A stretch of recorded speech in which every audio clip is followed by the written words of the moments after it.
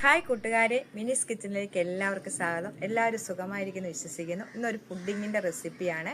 എൻ്റെ യൂട്യൂബ് ചാനലിൽ പല സൈസ് പുഡിങ്ങിൻ്റെ റെസിപ്പികൾ ഇട്ടിട്ടുണ്ട്. ഇത് നമുക്ക് ആവിയിൽ വേവിച്ച് ക്യാരമലിൻ്റെ ഒരു പുഡിങ്ങാണ്. പഴവും മുട്ടയൊക്കെ ചേർത്തുണ്ടാക്കുന്ന നല്ല ടേസ്റ്റായിട്ടുള്ളൊരു പുഡിങ്ങിൻ്റെ റെസിപ്പിയാണ്. വീഡിയോയിലേക്ക് പോകുന്നതിന് മുമ്പ് വീഡിയോ കണ്ട് ഇഷ്ടപ്പെടുവാണ് ലൈക്ക് ചെയ്ത്, ഷെയർ ചെയ്ത്, കമൻറ്റ് ചെയ്ത്, സബ്സ്ക്രൈബ് മറക്കല്ലേ. വീഡിയോയിലേക്ക് പോകാം. ഇന്ന് നമുക്കൊരു പുഡിങ് ഉണ്ടാക്കാം. ഈ പഴം കൊണ്ടാണ് ഒരു പുഡിങ് ഉണ്ടാക്കുന്നത്.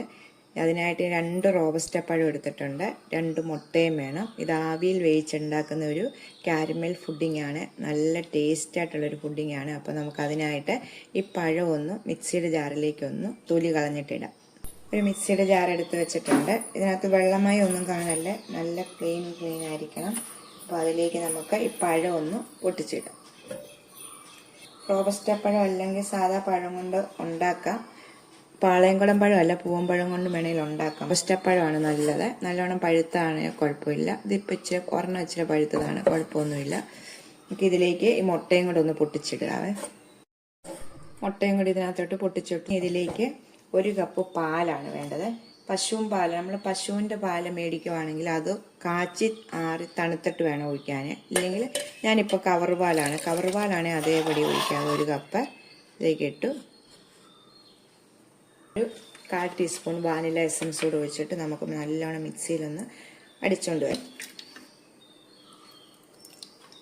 ഇപ്പം അടിച്ചുകൊണ്ട് വന്നിട്ടുണ്ട്. വാനില എസൻസ് ഇല്ലാത്തൊരു 2 ഏലക്ക ഇട്ടാലും മതി കേട്ടോ.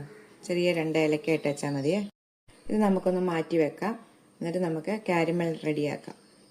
ഇനി ഒരു പാൻ അടുപ്പ് വെച്ചിട്ടുണ്ട്. നമുക്ക് ഇതിലേക്ക് ഒരു 1/4 കപ്പ് പഞ്ചസാര ഇടാവേ. 1/4 കപ്പ് പഞ്ചസാര ഇടാം. ഇതിലേക്കൊരു 1-2 ടീസ്പൂണ് 2 ടീസ്പൂണ് വെള്ളം കൂടെ ഒഴിക്കാം. നമുക്ക്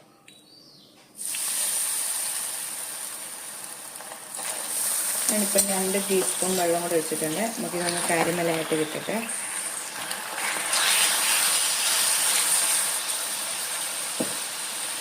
ഇത് പല വീഡിയോയിൽ ഞാൻ കാരമലാക്കുന്നതൊക്കെ ഇട്ടിട്ടുണ്ട്. ഓരോ വീഡിയോ കേക്കിൻ്റെ വീഡിയോയിലൊക്കെ കണ്ട് ഒന്നും അറിയാനില്ല. കേക്കിന് ഇങ്ങനെയല്ല, പഞ്ചസാര കാരമലായ ശേഷമാണ് വെള്ളം ഒഴിക്കേണ്ടത്.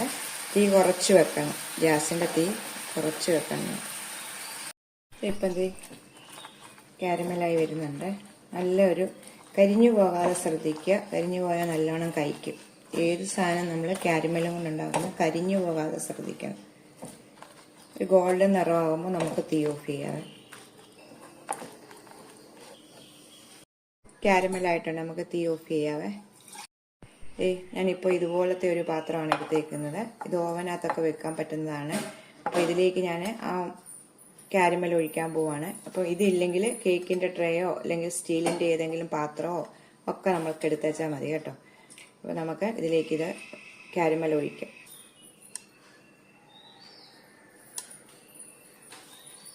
ഇത് മൊത്തം ഒഴിച്ചിട്ടുണ്ട്. എന്നിട്ട് നമ്മൾ നല്ലോണം ഒന്ന് എല്ലായിടത്തോട്ടും ഒന്ന് ആകാത്ത പാകത്തോട്ടൊക്കെ ഒന്ന് നമ്മളൊന്ന് കൈകൊണ്ട് ഇത് ഇങ്ങനെ വെക്കുമ്പോൾ ആകുമേ. ഉടനെ തന്നെ ചെയ്യണം, അല്ലെ ഇത് പെട്ടെന്ന് സെറ്റ് ആകുന്നതാണ്. എന്നിട്ട് നമുക്കിനി ഇതൊന്ന് മാറ്റി വെക്കാം. നമുക്ക് പുറത്ത് തന്നെ വെച്ച് പെട്ടെന്ന് ഇതൊന്ന് തണുത്ത് സെറ്റാകട്ടെ. സെറ്റായിട്ട് വേണം നമ്മുടെ മിക്സ്, നമ്മൾ അരച്ചുകൊണ്ട് വന്ന മിക്സ് ഇതിലേക്ക് ഒഴിക്കാം. നല്ലോണം സെറ്റായിട്ടുണ്ട് കണ്ടോ, നല്ലോണം സെറ്റായിട്ട് ഇരിക്കുവാണ്. നമുക്കിതിലേക്ക് ആ മിക്സ് ഒന്ന് ഒഴിക്കാവേ. ഞാൻ മിക്സിലേക്ക് പഞ്ചസാര 2 ടേബിൾ സ്പൂൺ ഇട്ടായിരുന്നു കേട്ടോ. വീഡിയോ അത് ഇതായിപ്പോൾ സ്കിപ്പ് ചെയ്ത് പോയതാണ്.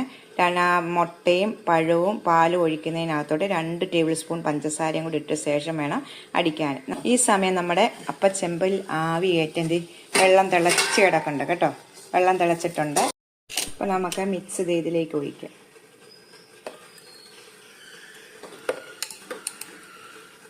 മിക്സ് എല്ലാം ഒഴിച്ചു വെച്ചിട്ടുണ്ട്. എന്നിട്ട് ഇതിൻ്റെ മേളിൽ വല്ല കുമ്പളകളുണ്ടെങ്കിൽ നമുക്കൊന്ന് മാറ്റി കൊടുക്കണേ.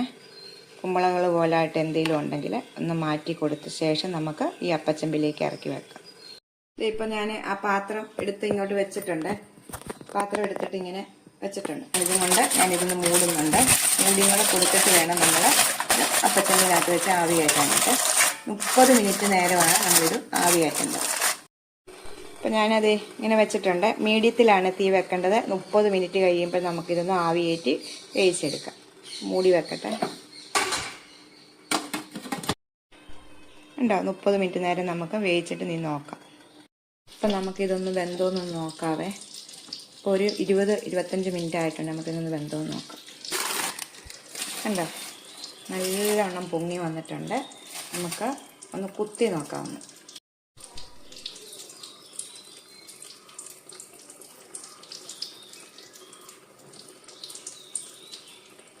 നല്ലോണം വെന്തിട്ടുണ്ട് കേട്ടോ. നമുക്കിനി തീ ഓഫ് ചെയ്ത് പുറത്തോട്ടെടുത്ത് വെക്കാവേ. ആറിയ ശേഷം കാണിക്കാം ഞാൻ നിങ്ങളെ. കണ്ടോ, നല്ല സൂപ്പർ ടേസ്റ്റ് ആയിട്ടുള്ള ബനാന മിൽക്ക് കാരമൽ പുഡിംഗ് ആണ്. നല്ല ടേസ്റ്റാണിത്. ഇതിന് ആറി കഴിഞ്ഞ ശേഷം കാണിക്കും. പുഡിംഗ് ഇപ്പം നല്ലോണം ആറിയിട്ടുണ്ട്. നമുക്കിനി ഇത് ഒരു പ്ലേറ്റിലോട്ട് കുടഞ്ഞിടത്. കണ്ടോ, ഇപ്പം തണുക്കുമ്പം തന്നെ ഇങ്ങനെ ഒന്ന് കുടഞ്ഞിടാൻ പറ്റുവേ. നമുക്ക് ഒരു പ്ലേറ്റ് എടുത്തിട്ട് പ്ലേറ്റിലേക്ക് കുടഞ്ഞിടാം. പ്ലേറ്റ് എടുത്ത് വെച്ചിട്ടുണ്ട്. നമുക്ക് ഇതിലേക്ക് തന്നെ ഒന്ന് കുടഞ്ഞിടാം. കണ്ടോ, അടിപൊളി പുഡിങ്ങാണ്. ടേസ്റ്റായിട്ടുള്ള കാരമൽ പഴം കൊണ്ടുള്ള പുഡിങ്. നമുക്കിനി ഇത് ഫ്രിഡ്ജിൽ വെച്ച് തണുപ്പിച്ചിട്ട് കഴിക്കാവുന്നതാണ്. നല്ല ടേസ്റ്റായിട്ടുള്ളതാണ്. ഇതെല്ലാവരും ഒന്ന് ട്രൈ ചെയ്ത് നോക്കണം. അപ്പോൾ നമുക്ക് അടുത്തൊരു വീഡിയോ കാണാം. ടാറ്റാ.